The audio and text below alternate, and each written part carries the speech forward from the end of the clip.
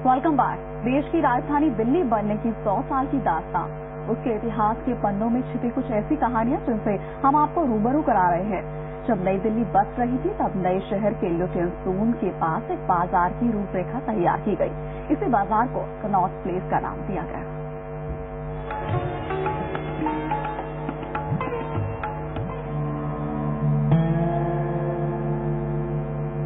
1911 के दौर में ब्रिटिश वास्तुशिल्पी एडविन लुटियंस को दारोमदार सौंपा गया नया शहर बसाने का।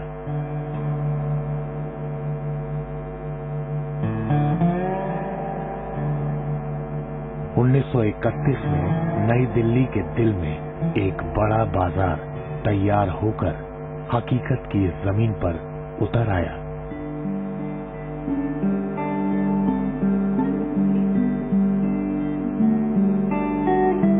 ये उसी दौर के कनॉट प्लेस की तस्वीरें हैं। खुली चौड़ी सड़कें, उन सड़कों पर सरपट दौड़ती पुराने दौर की मोटर गाड़ियां, नई नवेली इमारतें,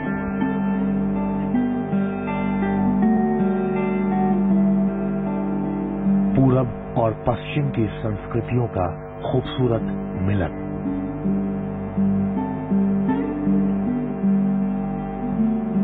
ये सब कुछ कनॉट प्लेस के आसपास दिख जाया करता था। ये नाम कनॉट प्लेस ब्रिटेन की महारानी विक्टोरिया के शाही परिवार के सदस्य ड्यूक ऑफ कनॉट के नाम पर रखा गया था। अपने वक्त के भारत के इस सबसे बड़े बाजार ने एक लंबा सफर तय किया और आगे चलकर इसने एक बड़े कॉमर्शियल हब के रूप में देश में ख्याति हासिल की। जिस दौर में कनॉट प्लेस को बसाया जा रहा था, उस वक्त वहां आबादी न के बराबर थी। इक्का दुक्का दुकानें थी।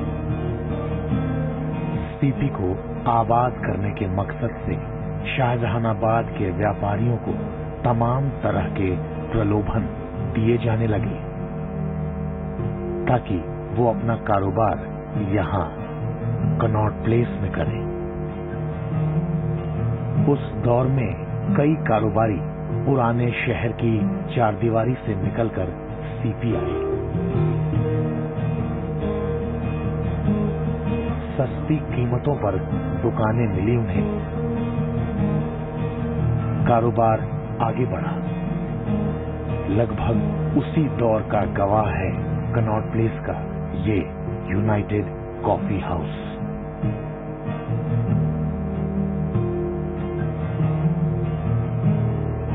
जो बदलते वक्त के साथ देश की सियासत के बदलते दौर का भी गवाह रहा है।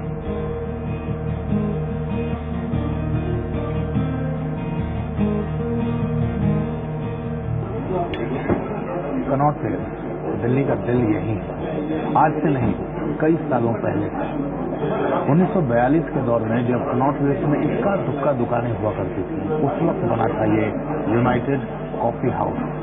यानी अलग अलग दौर में कई पीढ़ियों ने कॉफी की चुस्कियों के साथ यहाँ अपनी सुबह और शामें बिताई। इस रेस्टोरेंट की दरो दीवार, यहाँ की फर्श,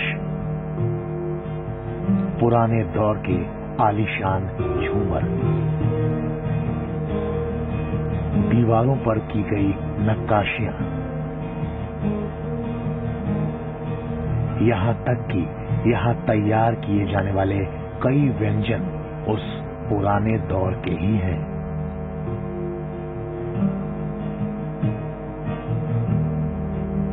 और आज भी उस दौर के कई लोग अपनी यादें ताजा करने इस रेस्टोरेंट में आते हैं। लोग नॉर्मल मॉर्निंग टाइम में 10 बजे लोग आते हैं। आज भी लोग आते हैं जो यहाँ पर आ रहे हैं कभी 50-60 years. Sometimes they used to bring, वो लोग अपना साथ अपना पोता पोते को बुलाते हैं जस्ट दिखाने के लिए, बोले मेरे पौधे हैं, हम लोग we are coming 3rd generation now. तो इस टाइप का मतलब जब लोग देखते हैं अच्छा लगता है।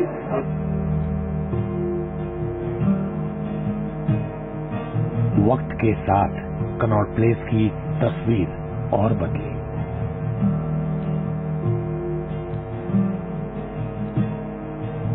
फिर आया 1978 का वो दौर जब देश का पहला underground AC market Connaught place के बीचों बीच बनकर तैयार हुआ, जो पालिका बाजार कहलाता है।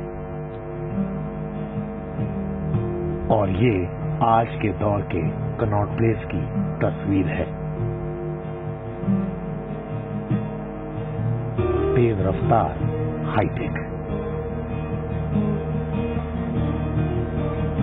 कनॉट प्लेस होना और दूसरी बड़ी बड़ी ये इंडिया गेट वगैरह सब, ये 100 साल की ही पैदा बना हुआ है। लेकिन जो पुरानी दिल्ली है वो दिल्ली बिल्कुल एक अलग तरह की है। यहां पुराने बाशिंदे हैं, कोई 500 साल पहले का, कोई 50 साल पहले का। ब्रिटिश हुकूमत से लेकर देश की आजादी और आज के दौर में बुलंदी से खड़ा कनॉट प्लेस इतिहास की कई दास्तान अपने अंदर समेटे है। एक बार फिर कॉमनवेल्थ गेम्स के बाद ये नए रंग में नजर आने को तैयार है।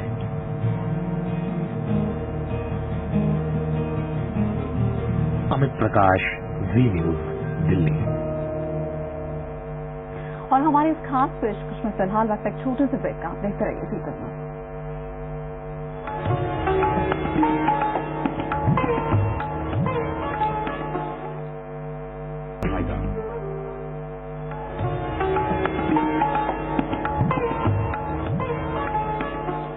कनॉट प्लेस जहां दिल्ली का दिल बसता है, बदलते वक्त के साथ यहां की तस्वीर बदली भी और बिगड़ी भी।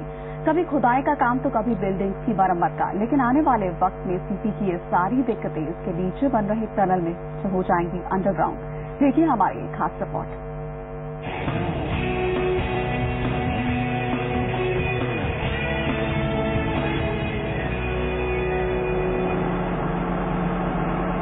सीपी के नीचे अंडरग्राउंड सीपी। शायद आप भी एक पल के लिए चौंक गए होंगे कि कैसी है ये सुरंग। ये तस्वीरें सीपी के नीचे बनाए जा रहे एक अंडरग्राउंड टनल की हैं, जहां जोरों से काम जारी है। दिल्ली के इस कॉमर्शियल हब के 50 फीट नीचे तैयार हो रहा है एक ऐसा हाईटेक सर्विस टनल, जहां से होकर गुजरेगी हर सुविधा। देश में इस तरह का प्रोजेक्ट करने वाली एनडीएमसी पहली ऐसी म्युनिसिपैलिटी है जो इसमें टॉप डाउन तकनीक का इस्तेमाल कर रही है। इसका फायदा ये होगा कि ग्राउंड पर होने वाली एक्टिविटीज बहुत कम डिस्टर्ब होंगी और दावा ये है कि सीपी की खूबसूरती को हमेशा बरकरार रखा जा सकेगा। कभी खुदाई तो कभी मरम्मत का काम। सीपी को सजाने संवारने में हर बार रुकावट पैदा होती रही है। इस टनल को बनाने का मकसद है सभी दुकानों में पहुंचने वाली सर्विस लाइन, चाहे वो कम्युनिकेशन केबल हो, फायर फाइटिंग पाइप या फिर एयर कंडीशनर की लाइन, हर लाइन को अंडरग्राउंड कर इसी सर्विस टनल से गुजारा जाएगा।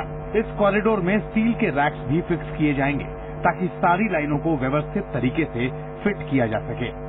इस सर्विस टनल के अलावा सीपी के सभी ब्लॉक में चारों तरफ फीडर सीरीज टनल भी बनाई जा रही है ताकि सारी दुकानों को मेन टनल से जोड़ा जा सके। यानी आने वाले वक्त में कहीं किसी लाइन में खराबी आ भी जाए तो उनके मेंटेनेंस और मरम्मत का काम अंडरग्राउंड ही हो जाएगा। ये जरूर है कि during construction there are always problems, but I think in the longer run अगर कंस्ट्रक्शन पेस जो है वो अपने टाइम बाउंड प्रोग्राम के हिसाब से चलता रहा तो मेरे ख्याल से it should be not much of A constraint. करीब 2.5 किलोमीटर लंबे इस सर्विस कॉरिडोर को बनाने में 236 करोड़ रुपए खर्च किए जा रहे हैं। एनडीएमसी के इस ड्रीम प्रोजेक्ट पर 40 इंजीनियरों और करीब 400 वर्करों की टीम काम कर रही है। लक्ष्य है जून 2012 तक प्रोजेक्ट पूरा करने का। अमित प्रकाश, जी न्यूज, दिल्ली। हमारी इस खास पेशकश में इतना ही। देखते रहिए जी बिजनेस। नमस्कार।